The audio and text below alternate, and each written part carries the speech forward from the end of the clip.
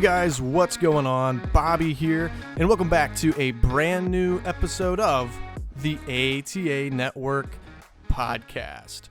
We are back with another episode here, and this is going to be a really cool show today for you guys. This guest is unlike any other.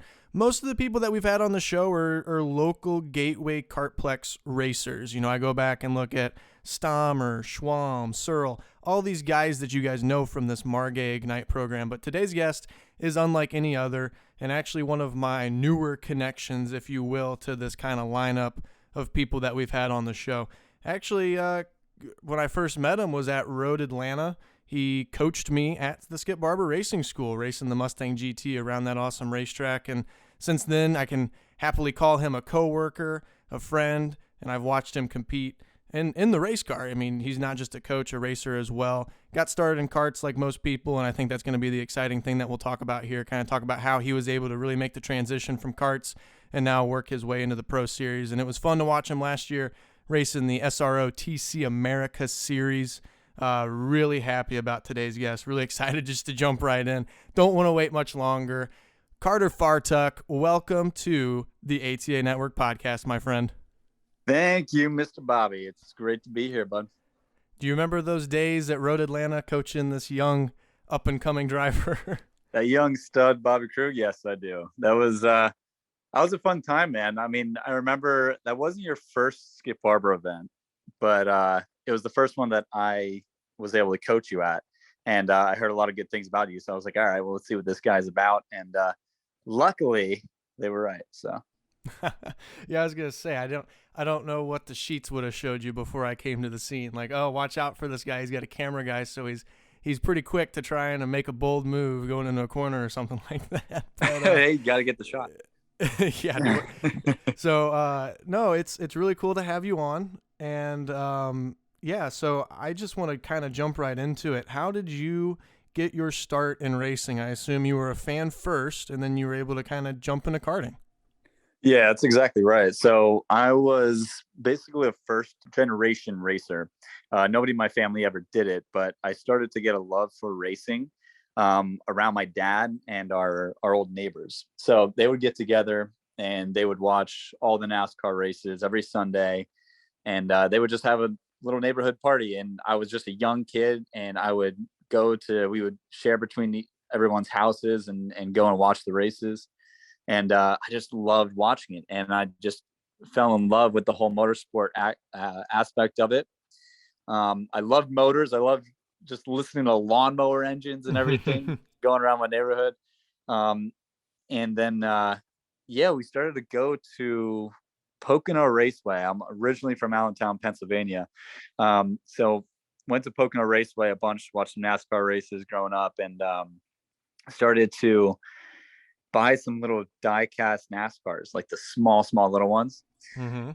And from there, I just kind of started having my own little races in my living room, and I would time it. I would try to get all the cars that were in the actual race on that Sunday, and I would line them all up in the same exact order that they were during the race, and I would try to keep up with it and all that kind of stuff. So I started to get the bug right then when I was a young kid, and it just kind of took off from there. That is so cool, man. It's happy for me to see that you were a NASCAR fan. I feel like I probably knew that, but I keep getting surrounded by guys that are, oh, we're a sophisticated Formula One fan, and we think that NASCAR stuff is, hocus pocus, or, even like some of the IndyCar guys, and then they get into karting. But it's cool to see that you're actually a NASCAR fan, and I can totally relate to having the little cars. And I actually, like, since my background is in YouTube, I used to like do stop motions and make videos of all these cars. So it's really cool to see that you had that similar start. And Pocono Raceway, what a cool racetrack. I mean, I'm sure that was a really awesome race to go see in person. Yeah, and we used to go up during the ARCA races that were on Saturdays. Because it used to be at those NASCAR races that if you went and bought a ticket for ARCA race, which was really, really cheap at the time, you could stay and you could watch Happy Hour, when we used to be called Happy Hour in the Cup Series. and you got to watch all of the on-track action for free the whole day. And then occasionally we would stay up for the big show on Sunday, but we loved going up there and watching all like the process of everything. And yeah, man, I mean, being in the sports car world, that's the automatic first thing you think is, oh, we probably did nothing but, just watched open wheel stuff and IndyCar and Formula One growing up. But yeah, no, it was all oval NASCAR stuff that I absolutely loved. Well, and it's cool that like ultimately, you raced last year in the TC series. You've got a lot of sports car experience, so you're racing with fenders. For me, it's a little bit weirder just going especially with karting, it's open wheels, so a lot of guys just assume that you're going to go to the Formula Car route. I think NASCAR, the kind of conception is that you would go dirt racing to kind of make your way up to the ranks of NASCAR. But I think before we kind of move on from your early age NASCAR fandom, one pretty deciding question that I'm going to have that's going to kind of separate you from everybody else and so we can kind of understand a lot about you. Who was Carter's favorite NASCAR driver growing up? 24 ever, baby. Jeff Gordon. Oh. He was the guy, man. And I just loved, I think I fell in love with him as a driver when I saw his car for the first time. It was when he already had the DuPont, the flames and everything. Mm-hmm. And my favorite color was red and orange and all these bright colors. And I saw that car and I was like, that is so, so cool. So I started to follow his racing. And then obviously he was a very, very good driver. And I just love the way he was on interviews. And man, I would pretend interview, in front of my parents, like trying to use the same mannerisms as these guys, as Jeff Gordon and stuff. It was pretty cool. But yeah, he was my guy. That is so cool. So we have little Carter here, Jeff Gordon fan, playing with the Hot Wheels in the living room. When did you get that first opportunity to actually go racing for the first time? So, I was always watching racing, and then, went through middle school. And in the middle of middle school, there was actually in Allentown, Pennsylvania, there was an indoor go-kart track that opened up. And it was called Lehigh Valley Grand Prix. I was like, oh my gosh, this is the first time that I get to actually possibly get to drive something. Because before that, I've never driven anything other than obviously not even a street car. Haven't driven really anything at all. So my dad was like, he's like, well, why don't we go and try it out? You get to drive. And at that time, I was like, how everyone goes to that really awkward stage in middle school or whatever, where you're shy. I don't know if you did, but I did. Oh yeah, for sure. For sure I did. Yeah, I was going through this really awkward stage where I was just so afraid to do anything. And I was like, no, I don't want to do it. I'm afraid I'm going to be so slow. I'm not going to do good, whatever. So anyway, I was like, you know what? I'm going to go do it. This is something with motors and everything. So I went and did a couple sessions there and got the hang of it pretty much right away. Cause just like watching the racing that always happened, I saw what different people's lines were, like when NASCAR was at road courses and stuff like that. Mm-hmm. And so I was able to kind of figure that out really quick. And the owner of the place was there, and he's like, hey, we have this junior league that's coming up in like 2 weeks. He was like, why don't you come on out and just try it out, do like one race and just see how you do. And I was like, absolutely not. There's no way. I'm not going to be good enough. I don't want to embarrass myself, all that kind of stuff. And my dad, who is normally kind of more reserved, he was like, no, you know what? Let's do it. Let's try it out. So I ended up going, did the race and won the race, and then ended up doing the whole rest of that indoor karting junior league kind of thing. And I ended up winning every single race.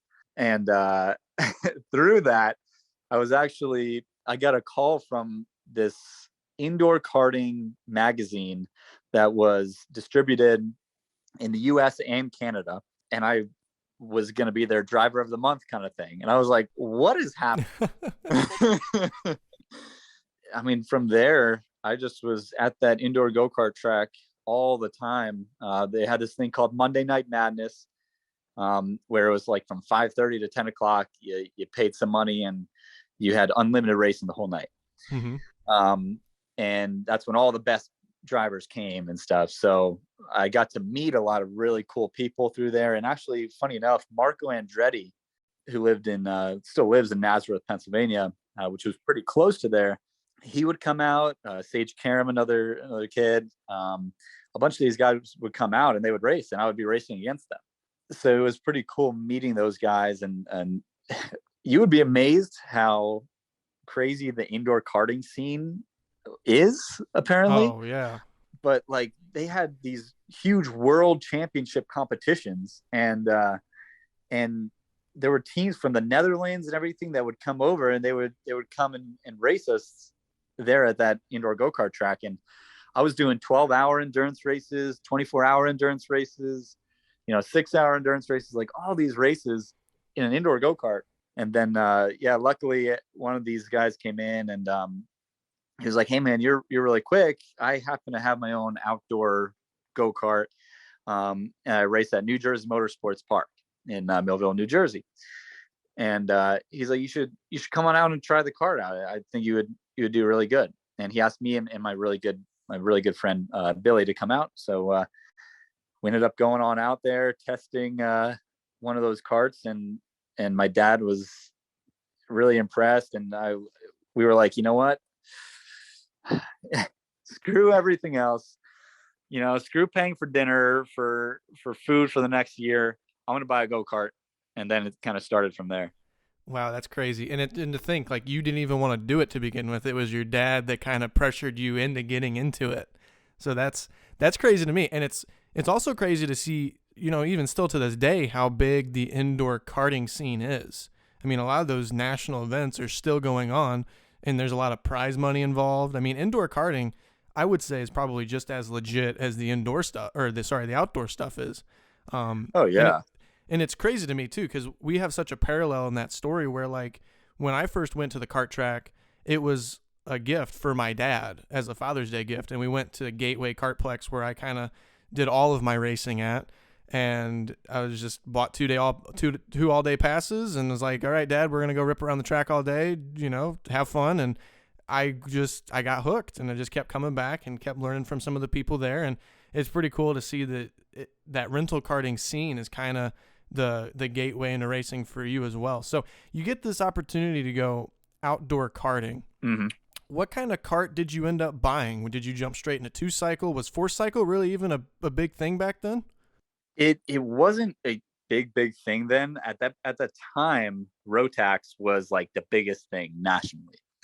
And at that track, they were a Rotax dealer, one of the United States Rotax dealers, and CRG kart dealers as well.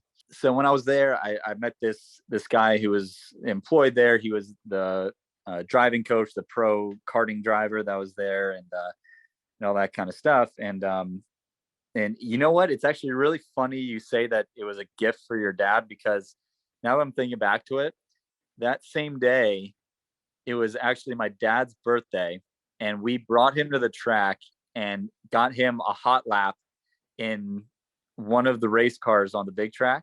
It just so happened to be the same day that we came down to test those cars, and we ended up actually buying a kart that day on my dad's birthday, when it was really like a little trip for him. Right. So it's funny you say that. But yeah, started on a CRG kart. It was one of the top karts in the country, and they gave us a really good deal on it. And then it started with the Rotax 125cc engine. You said something there that kind of brought something up to me, and I think this kind of relates to a lot of the listeners here. We got a lot of karters and not people named Carter like yourself. I got to be very careful about saying karters and karters. So kart racers, and people always ask me, what kart should I go with? Obviously, I was on a Margay. You were on a CRG starting out. I would almost say that it's beneficial, and you said something there that I think goes also parallel with me. You kind of want to go with a kart that's well supported at that local track, because you're going to want to be able to get parts for it. You want to be able to get setup advice for it. And if you got a kart that's, if you roll up with an OTK at a track that's mostly CRGs, it's going to be a little weird. So I don't know if you would second that. If you have any other advice of, like, looking back at it now, and especially with all the karting experience that you have, of how someone would go about of picking that first kart. Oh yeah, I think that was the biggest key. Like our plan was just to go and just do test like practice days. And they had some other brand carts there, but just solely because they were a manufacturer or a distributor of that cart, and they had a whole pro shop there for, all the parts specifically for that brand. Um, that's why we ended up buying it, because we knew that, what, we're probably not going to travel at all. We were just planning on just being club racers, if that, just practice day kind of guys. And we had no idea anything in the karting world, like outdoor karting world. So we were like, Hmm. okay, this is perfect. It's the one-stop shop. It's the only track we're going to. They have everything there. They can answer all our questions. And if we wanted to, we can leave our go-kart there. So we didn't have to buy a trailer, and they can take care of the cart for us. And so, yeah, I think that's a pretty good thing to look at, even if, say you're at a karting track and you're looking to get into it or buy a cart.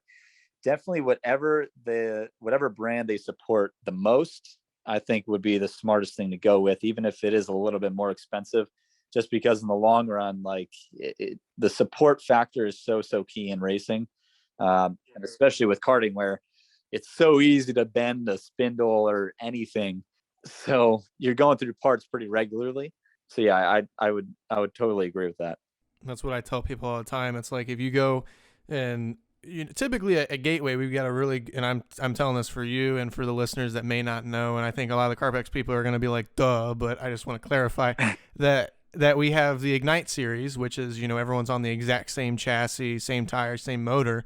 And then we have Super Comp where it's open chassis. So you have a lot of people that, they may go out and get a different cart brand, but, Margay trailer is parked in the middle of the parking lot. And if you Mm-hmm. go out and, like you say, bend a spindle, bend an axle, whatever you may do to that cart, Margay is going to have a part there in that trailer that you can go buy. If you have a different chassis, you better stock up on some spare parts, and that's not cheap to do. So definitely, it's very beneficial to go with a cart that is well supported at that track. And you said that you saw how you guys wanted to start at that local track, keep your cart at the track, kind of run that local series. How long did it take you to figure out, oh, we want to start racing at other tracks or maybe even potentially race regionally?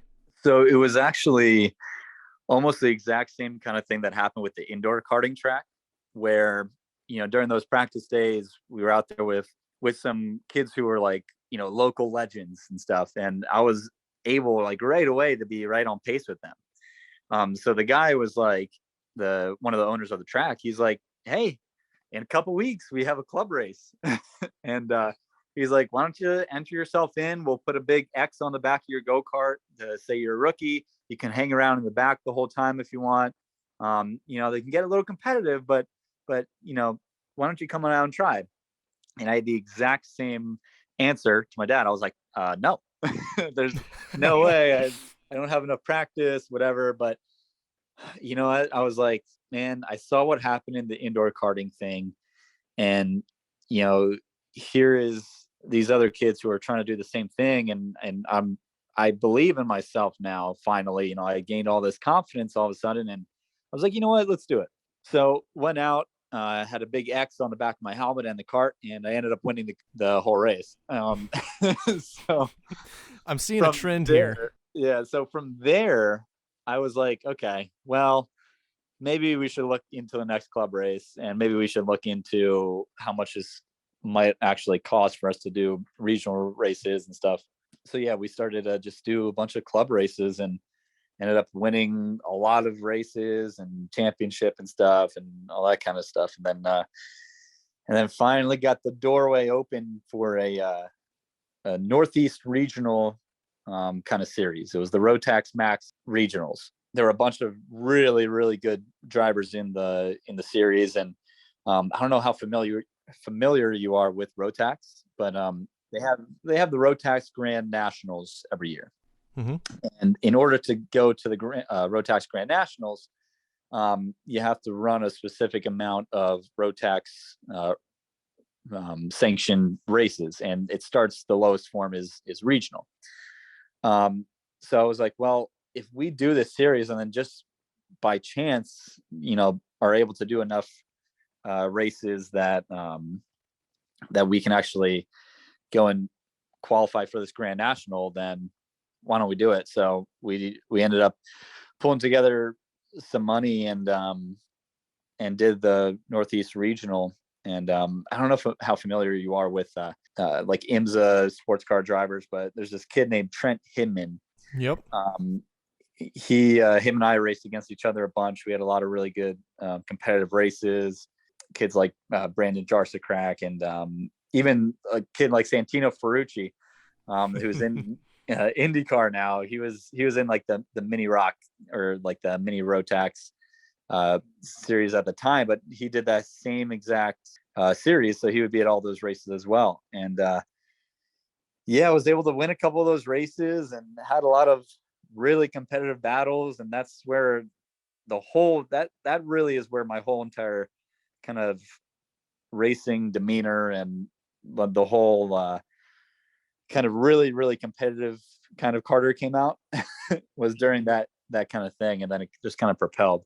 Is that around the same time that you found, the amount of confidence that you have now? Like, I think it's crazy to me to talk like when you first started out in that indoor karting scene and just like, not really wanting to put yourself out there.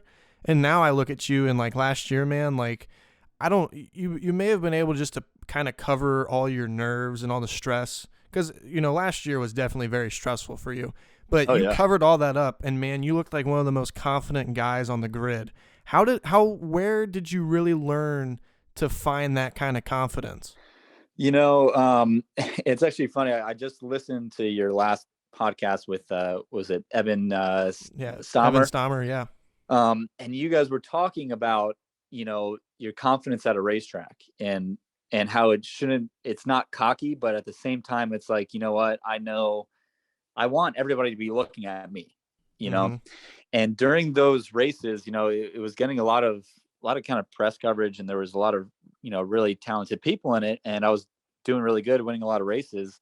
So it got to the point towards the end of the season where it was like, oh, like, I wanted people to see my, Ford Explorer and our little trailer coming over the bridge and say, oh God, Carter's here. Here we go. Yeah. He's the guy we got to look out for. And, having just that little bit of extra edge, that confidence of saying, okay, people are looking at me, like during practice session, people are, trying to time me and maybe two other people, because you know how with karting, you have a stopwatch. I mean, obviously they've evolved from now, but you can time like two or three people only.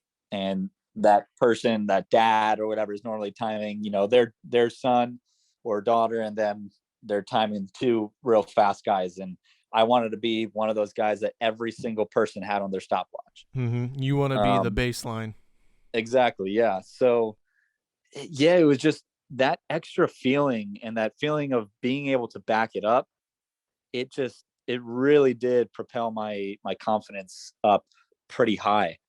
And that's where I found, like, man, okay, this is the way I need to be thinking. I can't be cocky. I was trying to be friends with every single person that was there, and just be buddies with them. But, when I put the helmet on, it's like, okay, now I have to prove myself every single time out here. And I have to prove my own self right, that, I'm the quick guy.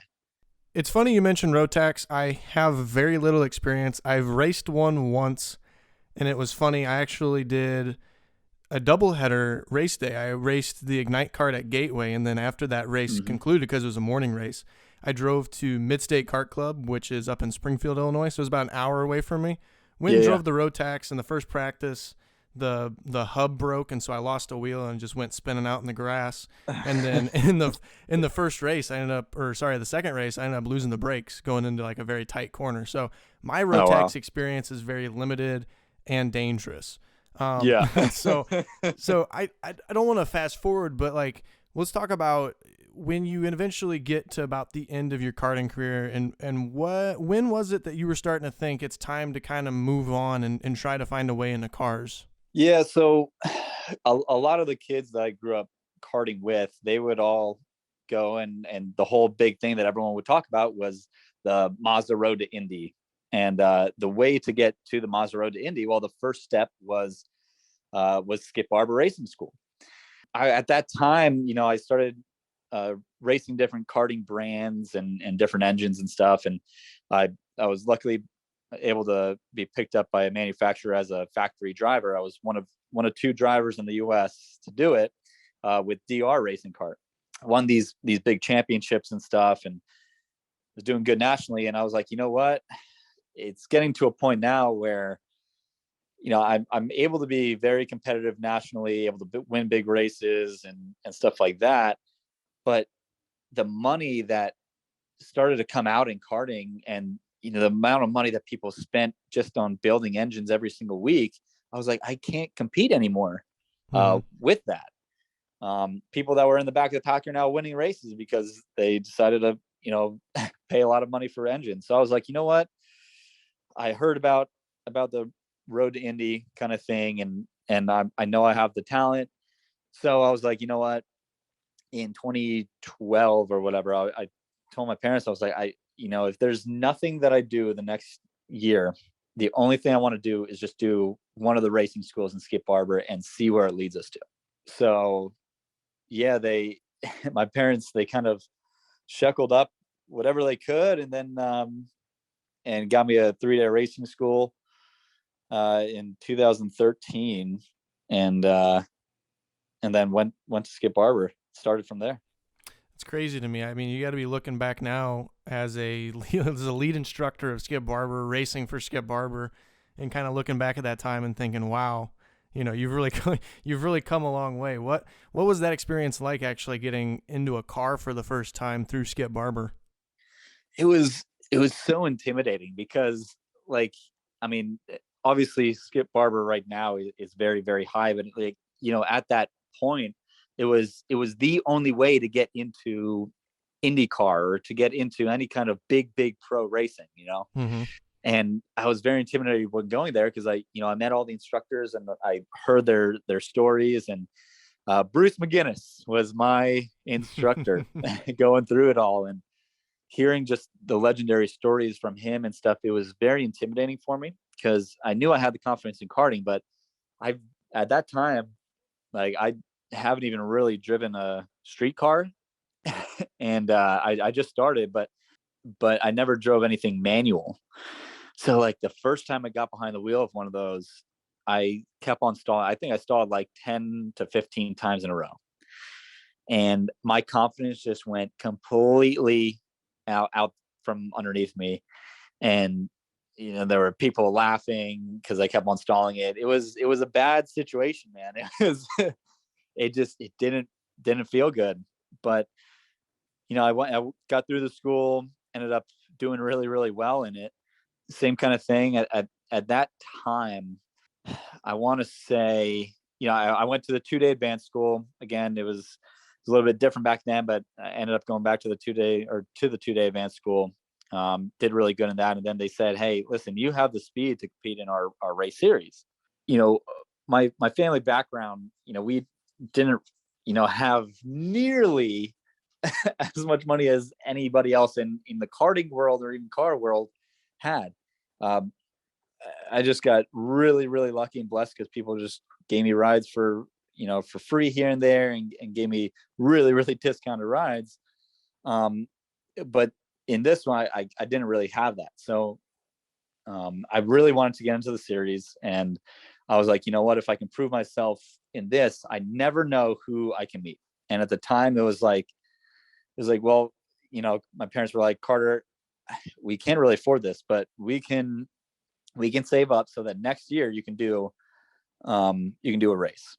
So I was like, no way. Yeah, I want to do it. And my whole thought process was like, I can't do the whole series, but I can do at least one race. And in that one race, if I can prove myself and meet some really cool people in the process, you never know if that's my gateway into this, Mm-hmm.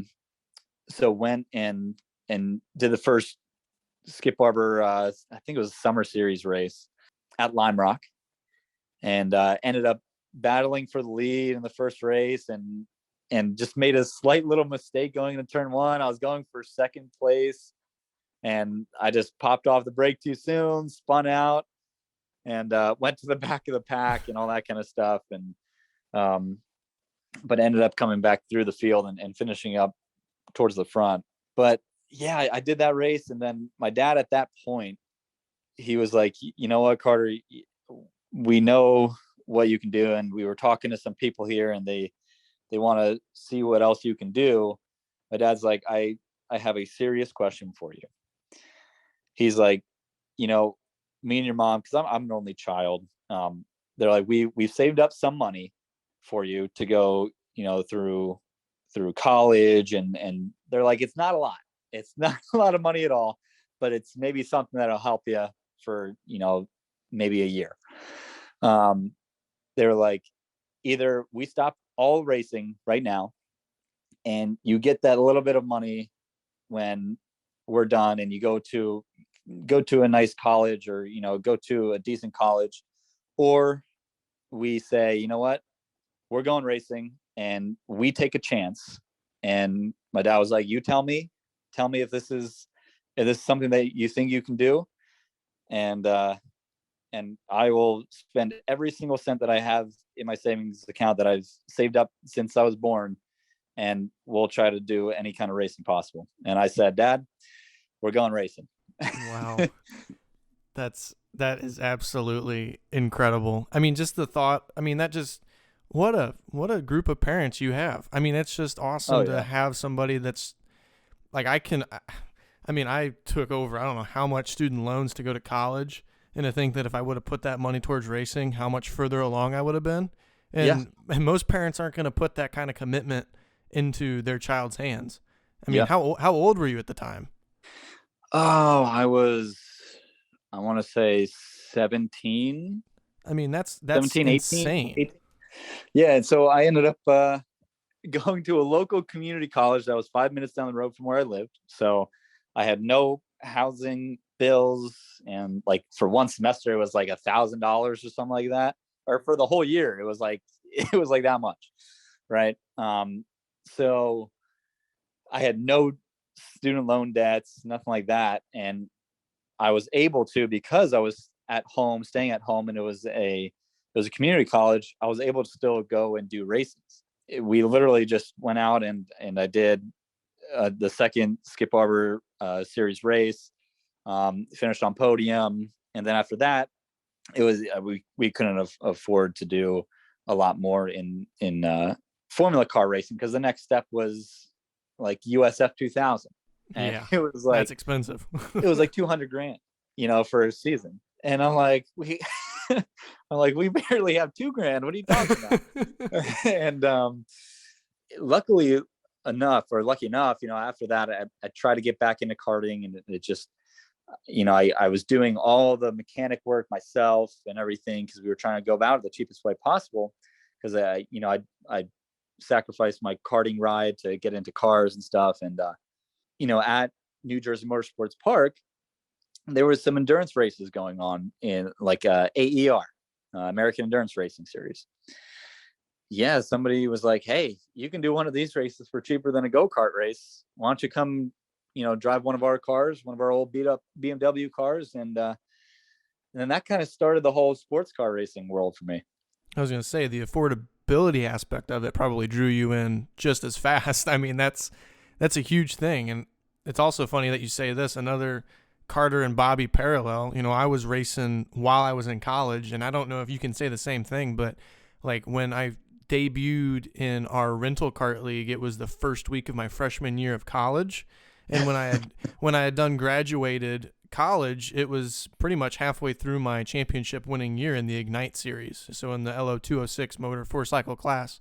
And this is probably a really bold thing to say, but just based on the connections and the people that I met through the karting world, I probably valued my experience more being able to race throughout those 4 years than what I was able to take away from college.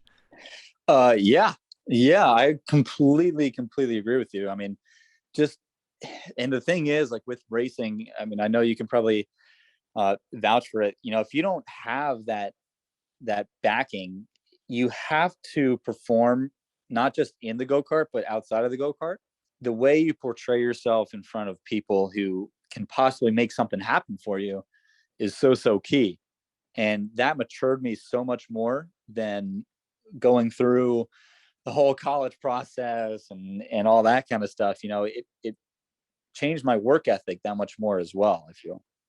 Yeah, I mean, it's for sure. I mean, I could have probably won just a random number. I probably could have won 5 more championships, but just the way that I've presented myself and all of my YouTube stuff, all of that marketing asset is what I think really kind of, I mean, I wouldn't be where I am today. I wouldn't be sitting here definitely talking to you, wouldn't be working for Skip Barber if that wasn't the case.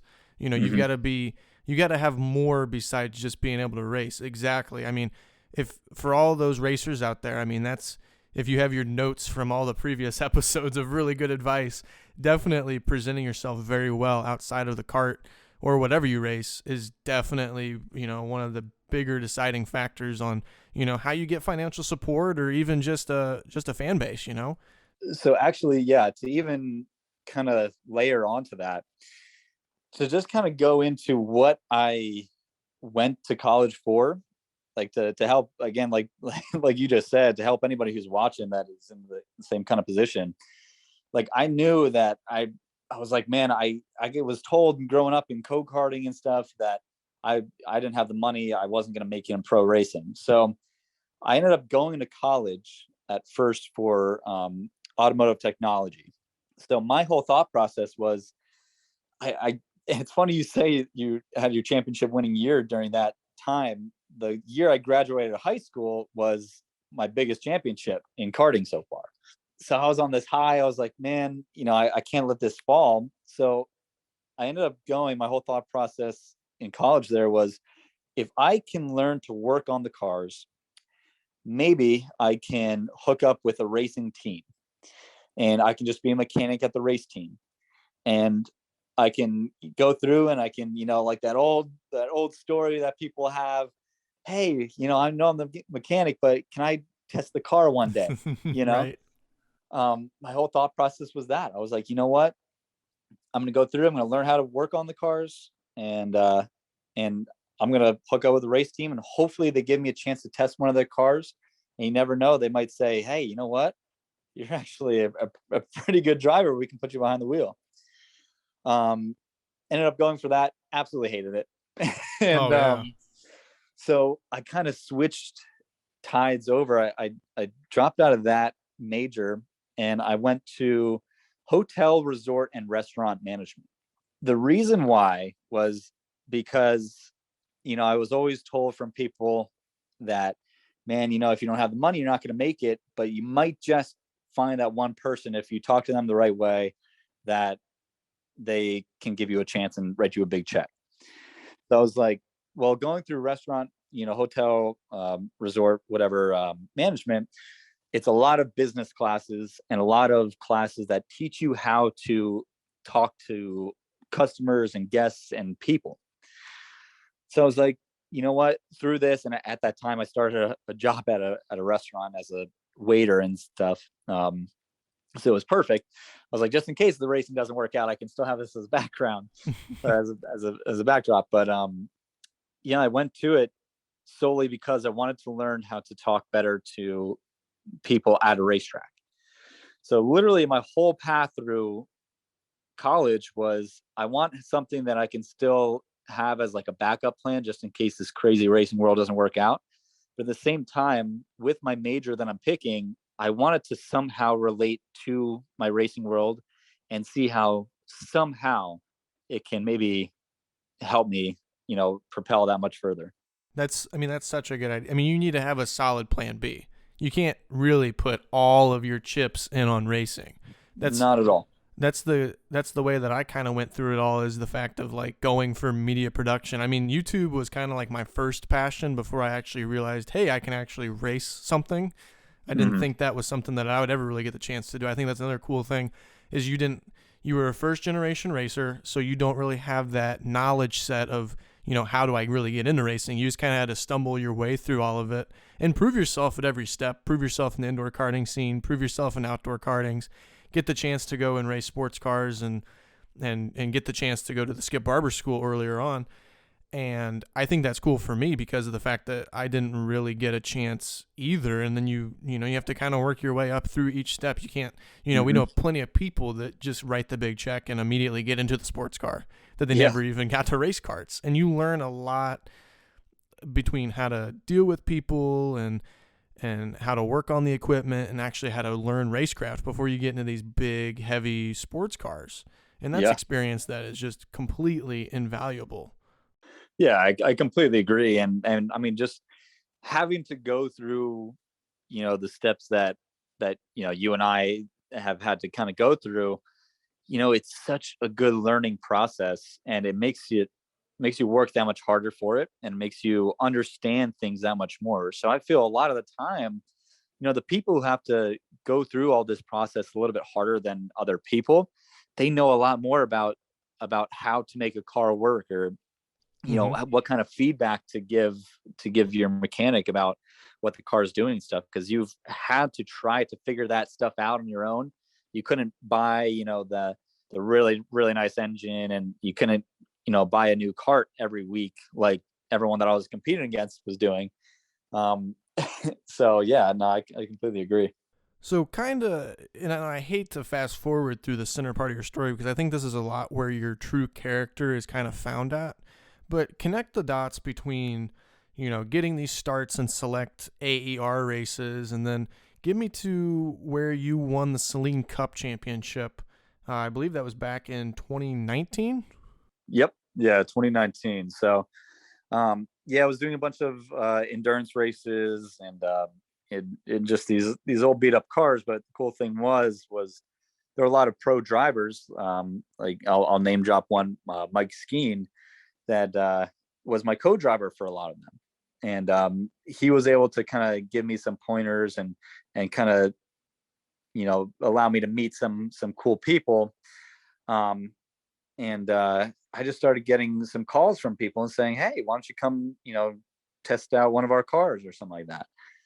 So I started to drive for different teams and started to drive all kinds of different cars. A lot of BMWs, and then luckily was able to get into GT3 cars a whole lot. I did a lot of Porsche GT3 Cup kind of stuff.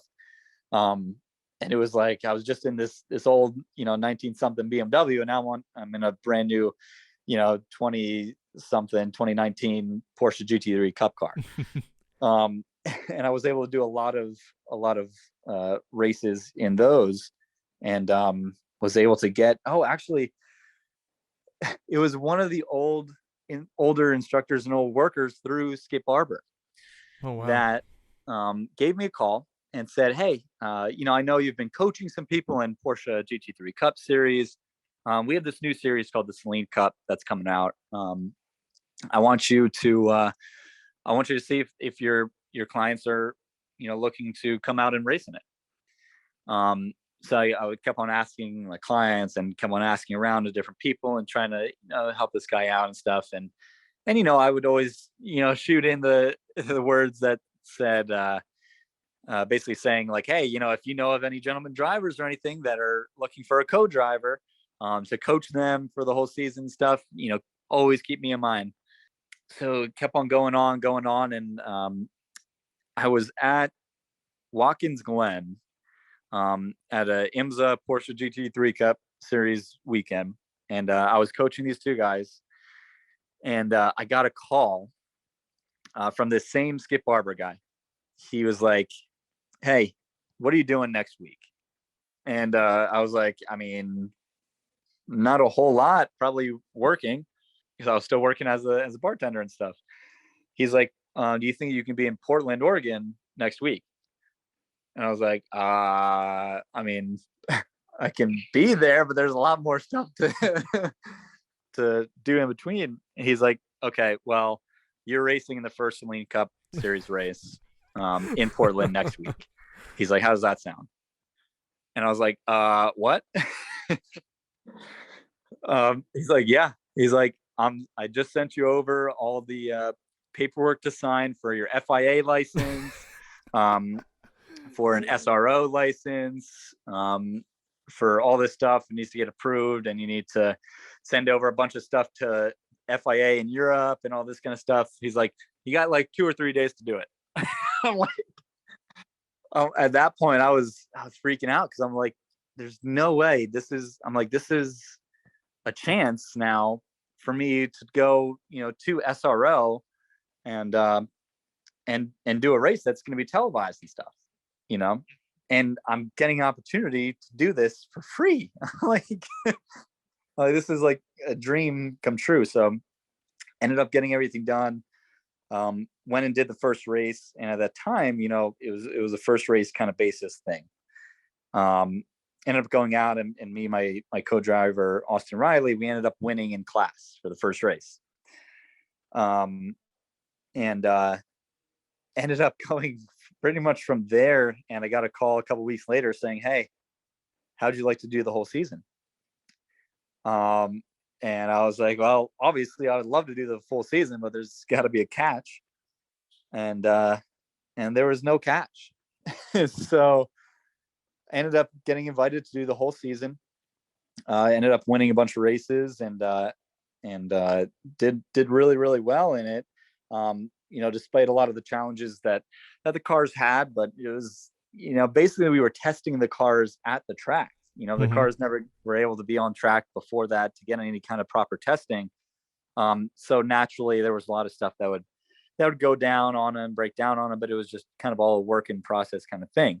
Yeah, I was lucky enough to win the young division championship and did really well in it. And actually through that is where I met Eric Powell, Skip Barber Racing School legend and lead instructor, and raced against him in the series. And he's the one who said, hey, why don't you come on out and possibly do some instructing with us at Skip Barber. So wow, that's crazy. I can't wait to get into the Skip Barber side of it, but I just want to go back. I think it's really impressive. I'm seeing a trend here. You go out to the indoor karting race series, you go out and win in your first race. You go in the outdoor facility and you win in your first race. You get to Celine Cup, which is, the next level for you, just this dream of an opportunity, and you win in your first race. Is there something that you see as like a trend in yourself that you don't see in a lot of drivers? What do you possess that makes you really good just jumping into something for the first time? I would honestly say back in the karting days is where I kind of got the mindset that, it's a big race, it's a new car, but I'm already looking at myself as the driver to beat. So every single one of those races, other than the indoor karting race and maybe that first outdoor karting race, but all the other races, a bunch of, actually my first endurance race I won, my first Porsche Cup race I won, all that kind of stuff. It was just that confidence that I showed up to the track and I knew what I needed to do. I knew that I needed to try to prove myself, but at the same time, I had to consistently convince myself that I'm the guy to beat this weekend. Mm-hmm. That, everyone's looking at me to beat me. I have to perform. I have to win. And were you, like, from an outsider point of view, supposed to be like the guy to beat, or was it more of like a blind confidence of just like kind of convincing it to yourself that, if I put myself in this mindset, that I will then be the guy to beat? Yeah, it was kind of just to myself, especially in the car racing stuff. In the karting stuff, a lot of the karting drivers kind of knew who I was, especially like regionally or and nationally. So I kind of had that weight on my shoulders right away. But in the car scene, like nobody really knew that much of who I was other than other karting drivers. So it was just that confidence of, hey, I'm getting this opportunity to drive a race car. Like, this is a dream come true for me. This is something that I've dreamed about, all this kind of stuff. I have to perform. I have no option other than to take full advantage of this opportunity that was just given to me. And starting, right when I get a call that said, hey, you're racing in this race, right then that day, I'm like, okay, who am I going to beat? I got to win. I have to win. So yeah, it was a lot of just trying to convince myself consistently and constantly, that, hey, I'm the guy to beat. I gotta show up and I gotta show out. Well, and you have a lot of, your entire life up until this point is for that phone call. You know, all the struggles that you and your family had to get yourself to the level of being able to race the car and to be able to get to Skip Barber, and the cost of the go-kart. Like, you have your parents that are, you know, backing you, all your family. I can't forget to mention Gabby this entire time. You know, you have all of these supporters that are backing you, and you finally get that call. And it's crazy to me to think, like, you know, it's very similar with me and how I got the opportunity to go racing in the Formula Series. I got the phone call saying, you know, hey, you're doing a really good job with, you know, all of the school videos that we got you doing. You know, we want you to edit this video. Can you send it to us by next week? Oh yeah, by the way, next week you're going to Coda and you're going to race in our Formula Series race. And it was like, what? And for me, it wasn't, I didn't think like that. And I wonder how much it would have changed if I would have thought like that. You know, it's, for me, it's crazy. I never thought that competitively. You know, I was very much, I think last year, you know, very much of the experience, just to be able to say that I did something, to be able to go out there and be one of the few that get to do something like this. Whereas you were kind of already, I would almost say, like a veteran mindset of like, I got to go out there, I got to prove myself, and I got to go out and dominate. So I think that's very interesting. And I think that's probably one of the things that has made you so successful. I want to kind of move forward. So you go out, you win the Celine Cup Championship. Talk to me about what the 2020 plans were going to be and what they ended up actually being. Yeah. So after winning the championship, the whole goal and the whole kind of contract said, I got a full-time paid for GT4 factory ride with Celine. And I was going to race in GT4 America. I was going to be partnered up with a really, really, really good driver. Mm-hmm. It was all set in stone. We already had it all planned out, ready. We got the call that kind of said, hey, it's not happening, just for multiple different reasons within their company. But yeah, so I had all these plans. And at the time I was talking to other teams throughout the 2019 season. So I'm like, man, I got to drive something just in case, you know, this doesn't kind of come through or something. Right. I made a lot of connections, and then I won the championship, and I'm like, it was like the most euphoric thing, because I was like, I have a factory ride in a GT4 car racing professionally. And I was even supposed to do a couple races in China as well. All this kind of stuff. It was like, this is, you know, the coolest kind of feeling. This is like almost like I made it kind of feeling, you know? Right. Yeah. And then all that kind of stuff went down the gutter. And at that time, you know, I had to tell other teams, like, I had to not really cut ties with them, but I had to say, hey, I have this full GT4 ride. You know, unfortunately, you know, possibly the following season or something, we can work something out. So, you know, at the time that I got the call that we weren't doing the season or the whole ride, every team was already filled up with drivers, and I was talking to different teams and making calls and stuff like that, but couldn't get anything. So I fell into some pretty hard depression because of it, because, you know, it was like, I worked so hard and I got here and I got told, you know, I'm factory driver, all this kind of stuff. And then it kind of all stopped all of a sudden. Yeah. You have literally the highest of highs, experiencing that feeling of, you know, I've made it in racing. I've secured a ride in a GT4 car, just to have it all pretty much taken away. So then it pretty much almost makes you feel like you're back at square one again, you know, exactly. Trying to struggle to find where to go. Yeah, exactly. And luckily, you know, I already had the contacts with Skip Barber then at that point, and I started doing some instructing here and there. And I was still coaching some other guys in those Porsches and in other cars as well. So I was like, well, I got to just focus right now on just making money. I'm like, you know what? I just want to instruct, and hopefully I get another opportunity to showcase what I can do. And 2020, I didn't do a lot of races, honestly.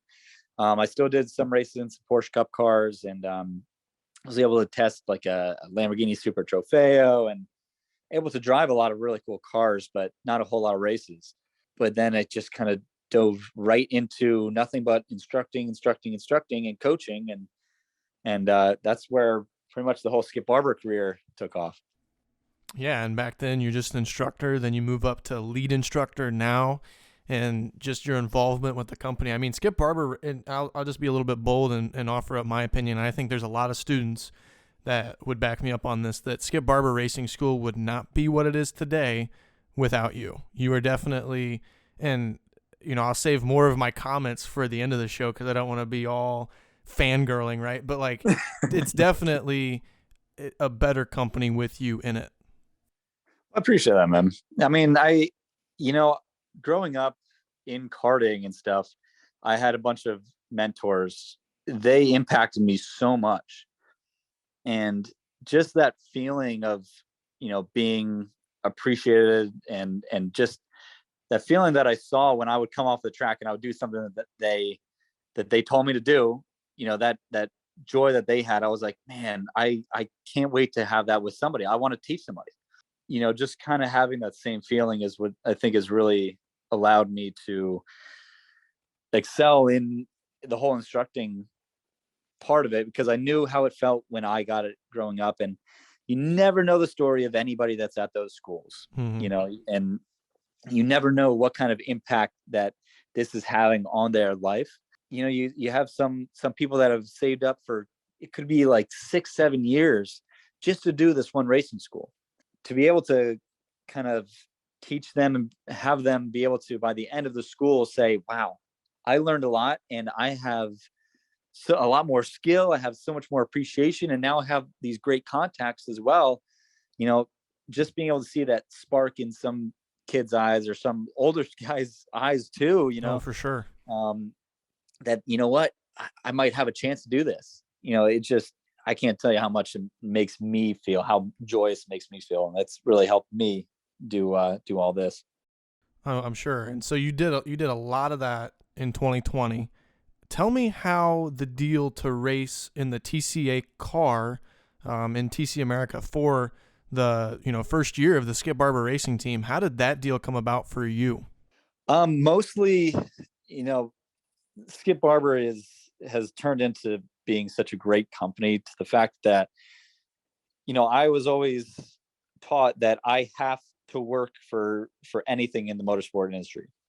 And, having great instructors like Eric and Mike Stillwagon and a bunch of these other guys, I would see how hard they would be working at events. And I was like, you know what, this is what I've been taught my whole life growing up. I'm going to work my butt off at all these events. And, I don't care, what the circumstance, if I have to be out here till 1 a.m, I'm still going to work. Anthony DeMonte, the main guy there at Skip Barber, he saw that and he appreciated it. He basically, he said, hey, like, at the moment, why don't we go and do the Sonoma race? And I want you to drive one of our TCA cars. And I was like, yeah, that would be incredible. It was another kind of euphoric feeling, because I knew how competitive that series was. And yeah, they're not the fastest cars, but it's some of the best competition that you can have in racing. And oh, for sure.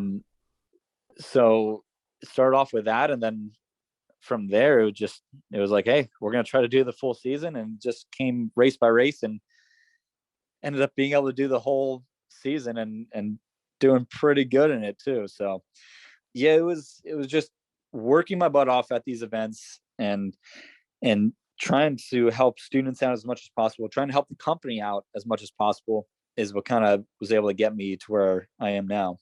Yeah, and it was cool for me because I wasn't there at Sonoma. I kind of joined the party a little bit later at that round at Circuit of the Americas, where it was, a lot of rain that weekend. It was raining on my first ever race, and it was raining on your guys' race as well. Man, it was just so cool for me to see.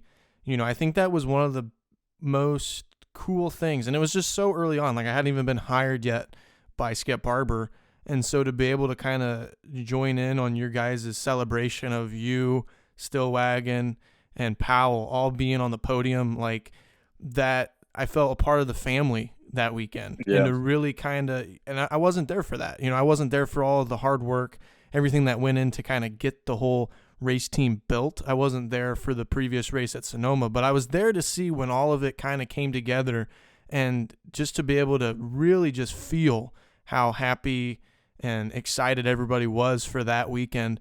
It just showed like how much passion I think that's a big word that, everybody in the race team, everybody at Skip Barber shares, is the passion for racing, every single aspect of it. And that was such a cool moment for me to be a part of. And then little did I know at COTA that I would eventually go on and document your guys' rest of the season after getting that job offer. So what was some of your favorite memories? I would assume, picking up that first W at Road America. I mean, Road America, what an amazing track, amazing facility that place is. To be able to get your first win there, that had to have been cool. And to really have a tight points battle the entire way through the season for that championship. Yeah, I think the coolest part, honestly, was just, I wasn't with the company as long as a lot of the other guys were with the company, but for the time that I was with the company, I was at every single event pretty much. And just knowing all the sacrifices that a lot of us made, just having the cars out there at Sonoma was such a cool feeling. But yeah, that first win, I mean, it was just kind of icing on the cake kind of thing. We knew we had the speed and obviously, this kind of sports car racing with BLP and all that kind of stuff, it makes things a little bit more difficult and different, but just knowing and being able to win at Road America, which is, by the way, my favorite racetrack in the country. It was really cool. It was a cool feeling. One thing that you really had this year was a lot of adversity. You definitely had a lot of the highest of highs, and you had a lot of unfortunate things happen to you throughout the season, and it put a lot of pressure there, on that last race. And I just kind of want you to speak on this, and I don't want to put words in your mouth, but at least from my racing experience, sometimes you learn a lot more from the difficult times and the adversity and the heartbreak than you do the successes. And I think you handled all of that like a champion this year, although you may not have had that title. What was this year? What did it really mean to you when it was all said and done? Yeah, it definitely, the words that you just said are pretty much exactly how I tried to make the whole season feel. It's difficult because at the time, you're an instructor at Skip Barber and it's such a prestigious brand. You want to do it proud no matter what. And any time that you maybe don't do as good or don't get the result that you really want, you feel like you're letting the brand and yourself down. But the thing is, through, I would say, almost every single season in my racing career, from indoor karting to now, I have had that same kind of thing happen to me every year. I've always had one or two races where just something goes wrong that is out of my control, and it completely just throws a whole wrench in the whole season. The biggest thing is you have to keep your head on straight. You have to realize what you're able to do, what you're capable of doing. And if those little things didn't happen, we knew that it was a championship kind of thing. Even if it was just a TCA series, I would say at least weekly, still have nightmares of different things that I maybe could have done that little bit better, that extra position that I could have made up that would have made that much of a difference at the end. But, you never know what the results are going to be at the end of a season. It just so happened that coming down to the final race weekend, the top three were all within like 8 points of each other. But, you don't know that stuff when you go into every single race. You don't know how the season's going to end up. So you can always look back and say, man, if I did this different, if I would have just waited one more lap or whatever, that one lap would have been the championship win right there. But when you're in the moment, you can't think like that, but I would be wrong to tell you that I consistently beat myself up and have nightmares over little things like that. Well, and it brings me back to your TC teammate, Eric Powell. I think one of the common quotes that he would give in his post-race interviews was, we're taking it race by race. We're not necessarily looking at big picture. We're just trying to find that success each weekend. And, I think that, and I share that as well. I think that obviously the TC side of the world is a lot more competitive than what I've experienced in the karting side, but I've lost the Ignite Challenge, the regional championship, by 20 something points. And I ended up like losing my neck brace in one round and like DNF'd because of it after I finished like, top 5. And so it's like you think of like something as silly stupid as just not having your neck brace clip together is why you lost the championship. I mean, and of course all the things that, happen to you this season, it's not that silly, but it's very easy from a driver's point of view to be able to kind of look back at it and think about all the what ifs. And, and from my point of view, and I think there's a lot of other people in the paddock, Skip Barber associated or not, that really noticed just how talented of a driver you really are.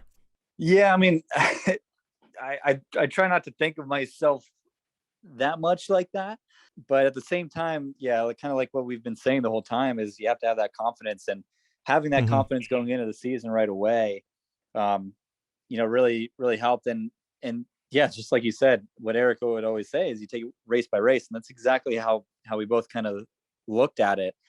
That's why I think we celebrated so much at COTA and all this kind of stuff, because it was like, hey, we have another race coming up, but just the fact that this is the first season in these cars, my first time in a front wheel drive, and the first time that Skip Barber has had this pro race team like this, and we just had all these podium finishes.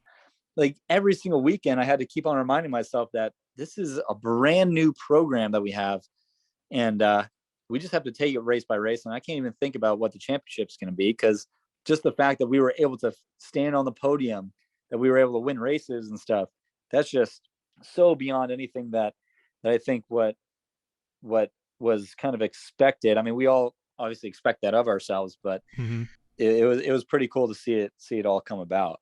It's so incredible to kind of hear your story from beginning to end. I have one more question for you before we jump into our listener questions. And for those listening, if you want to pretty much submit your own question for our guests, if you follow me on Instagram, which is in the link dump provided in the description of the show, you can actually, ask some questions to our guests. So we'll have some of those at the very end of the show. But one of the questions that I have before we kind of wrap up my portion of it is, what does it mean to you after everything you've been through and getting that start at the Skip Barber Racing School to now be, one of the main instructors, a lead instructor at Skip Barber Racing School? What does that mean to Carter Fartuch?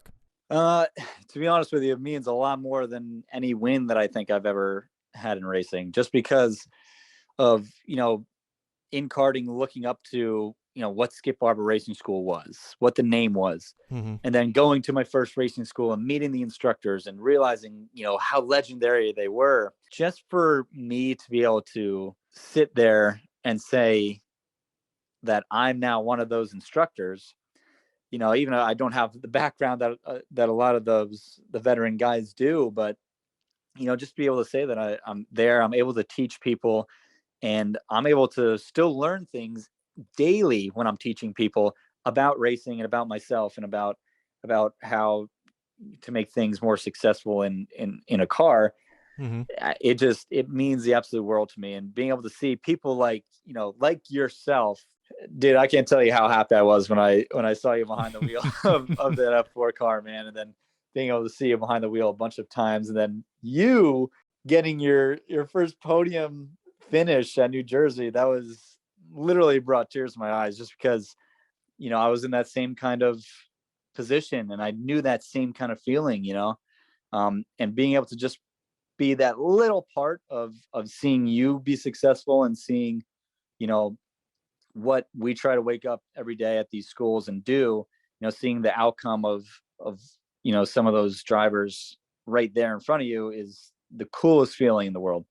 Oh man, dude, and that completely ties into kind of my final thought, my final note here on my behalf is just thank you. I mean, and I've said this before, I've posted this on socials and posts, and I've talked about it on previous podcasts, which, by the time we're recording this, hasn't made it out yet, but I kind of recapped my season, and one of the biggest points in the whole season for me was that little talk session that we had going through video feedback. And that's one of the cool things about the Skip Barber race series that you're not going to get with many introductory race series when you get out of karts is the fact that, you have all the assets of using these instructors to kind of help you go through the weekend and all the video feedback and the classroom sessions. And besides, you're not getting all of this in other series. You're just basically going off on track, coming back in, going back out on track. You're not getting all of this. To be able to have you there and kind of help push me that little bit extra that I needed to get, that is when it really clicked for me in the car. That's when, before that moment, I was looking at this as like, oh gosh, this is a car. It's scary. It's nothing like a go-kart. And then that little bit of advice that you gave me on how to take it through the corners and the weight transfer. And you finally took all the pieces that I've learned through the Skip Barber school and was able to connect some dots. And then I've been looking at it ever since as basically a big go-kart. Everything that I've ever learned in racing transferred, and it's all thanks to you. All thanks to you and kind of pushing me over that limit. And obviously I can't forget to mention all the awesome instructors, Eric Powell, Mike Stillwagon, Simon Tibbett, Nico Ronde, all those guys that, I think each individual person, while the curriculum is the same, but each person provides, their own experiences that they've had in racing. And when you put all those people, line them all up and look at their background, it's all very diverse stuff. Formula cars, sports cars, karting, everything that you can think of in motorsports, these instructors have done.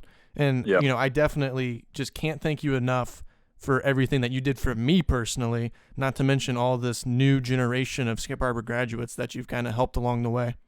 No, of course, man. Well, I really appreciate that. And it was pretty cool seeing you kind of put everything together. It was really cool. I was standing, I think I want to say turn 1 when you finished on the podium there.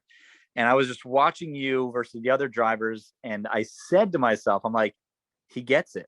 I'm like, he's got this now. And I was like, wow, like you were going through turn 1 better than any other driver. And I was like, man, he's actually getting it. And then since then, every weekend, pretty much you've been right on pace with everybody and been one of the top competitors. So now your whole mindset going into all this has got to be what my mindset's been. Yeah.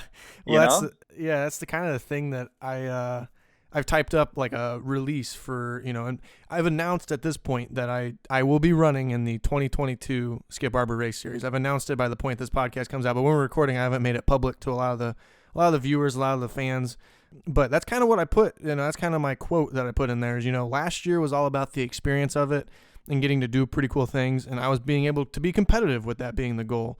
And now, this year is all about kind of going to work, kind of trying to get the job done and find those extra 2 steps on the podium because I've proved to myself that I can do it, and it's crazy to me to think about all the accomplishments and how far I've come from that first race at COTA. You talk about that podium at New Jersey. You talk about, at Mid-Ohio getting on the podium and running the fastest lap of the race. I've pretty much proved it to myself that I belong in this series and can do it successfully. Now it's all about really kind of put those pieces together and, fight for that championship. That's right. That's right, man. So I can't thank you enough for coming on here, but before we wrap it up, we have a few listener questions here that we're going to go through in kind of a rapid fire situation. What is your favorite hobby other than racing? Eating. Oh man. To be honest with you, I love playing video games. It just kind of gets my mind off of everything, off of the rest of the world. It's, virtual world. I like going to the gym, same kind of thing, just kind of gets your mind in the right place. But honestly, just relaxing at home, not doing a whole lot. Yeah, we don't get a lot of off time with our jobs, and you kind of have to cherish those moments when you have a chance to kind of breathe and sit down and just kind of take it all in. What songs are in your pre-race playlist? Do you use music before a race? I don't really see you too much with headphones in, but maybe you do. I do here and there. Maybe before one race, and then maybe I don't have that good of a race, and then I'm like, oh well, I'm not going to listen to music because that was bad juju. But then I love to listen to some dance music. I got a little bit of Adventure Club in there. Let's see, some Dylan Francis. There you go. I got a lot of dance music and stuff of just kind of music to get me pumped up and ready and get my game face on. And then the last question here, and I think this one's actually really cool. What's the story behind the crown design in your helmet? So I I had my first ever helmet painted, and it was like orange, blue, yellow, green, like all these crazy colors. And I was like, you know what? Uh, I had that helmet. It was past due of, its safety standards. So I was getting an awry helmet. I was really hot in the karting scene at that point. I'm like, you know what? I got to get something really, really cool. Um, and my whole thought process was, going back to kind of the way that I was feeling on track during the year that I got my first helmet that was painted just like this. I was like, I want to be the king of the karting track. I want to be the king of the track. I want to be, the one that everyone kind of looks at as that's the benchmark kind of thing. So I was like, I want a helmet that looks like royalty. So my original plan was it was going to be like a purple and gold helmet with a crown, with jewels on it and stuff. Mm-hmm. I ended up just having it was gold and white with a crown, and then I've kind of evolved that helmet into my now helmet, where I kept the crown, kept the jewels and stuff like that. So yeah, I mean, that was kind of where I came up with it. It was kind of just like a fun little, like, man, this is the first time I get to have a really, really, really cool painted helmet. I'm going to go all out with it. And I just love the concept of it. So that's where the crown came from. Well, that's really cool too. And we talked about, how important that confidence is. And I mean, literally, if you see a guy walking around with a literal crown on his head, it's a guy that you don't want to mess with. So to kind of have that incorporated into your helmet, that's really cool. This is the end of the show, Carter. Real quick before we wrap it up, anybody that you want to give a shout out to, where can we follow Carter on social media to keep up with your racing journey? First off, obviously I would love to thank you for allowing me to be on the podcast. This is pretty awesome, and being able to be a employee with you, a co-employee and a co-racer now as well, is awesome. And to see you doing stuff like this is pretty cool. So thank you for having me on. Obviously you have to thank my beautiful wife and my family for allowing me to be able to, or for being that backbone for me, going through all the racing process and everything. And obviously to Skip Barber for all the crazy chances and that they have given me, and all the other people that there's just so many people to thank to allow me to get to the point where I'm at. But yeah, you can follow the rest of the journey on Instagram, Facebook. Instagram is just Carter Fartuch 24. I post a lot of pictures that are by the Bobby Krug. And then just on Facebook is just my regular name. I do have a racing page. I don't keep up with it as much as I should. It's just Carter Fartuch Racing, but hopefully we can change that this year. And I am on Twitter as well. I'm not honestly sure what my Twitter handle is because I don't really go on there that much, but I'm sure you type in my name, you'll find it. Yeah, and we will definitely link you up in the link dump. So if you want to go follow Carter, check it out on that page. All of his social medias will be there. Anything that we talked about that I want to link and kind of give further context to will be over there on that page as well. Carter, thanks again for being on the show. I really appreciate it, and I appreciate the kind words, man. It really means a lot coming from somebody like you. Of course, man, and we have a lot more success to go, especially this year. So we'll keep our heads forward. For sure. Once again, Carter Fartuch, thank you for coming on, and I can't thank all of you guys enough for tuning into the show and listening. I mean, that was a fantastic episode. I'm really excited to get that one out there on the airwaves for you guys to tune into. Make sure that if you're not already subscribed to the YouTube channel or following us on the podcast platforms, that you do that so you don't miss the next episode of the podcast. Also, I always like to mention at the end of the show that this podcast, we don't have any sponsors, we have no partners, we have nobody trying to help us out here. So it's very important that if you want to help us out and keep this show kind of rolling, that you check out our merchandise store at shopatanetwork.com. You'll find a variety of merch: hats, t-shirt, hoodies, sweatshirts, mugs. Anything that you can think of merchandise related is probably there on that website. And feel free to check out some of the ATA Network podcast merch. Support the show that you love to listen to. Buy something, and it a little bit goes a long way to help us out. And it costs money to get us out there to those platforms and keep the lights on, if you will. So check that out. It'll be on the link dump as well. And that's about it for me, guys. So thanks again for tuning in, and I will catch you guys on the next episode of the ATA Network Podcast.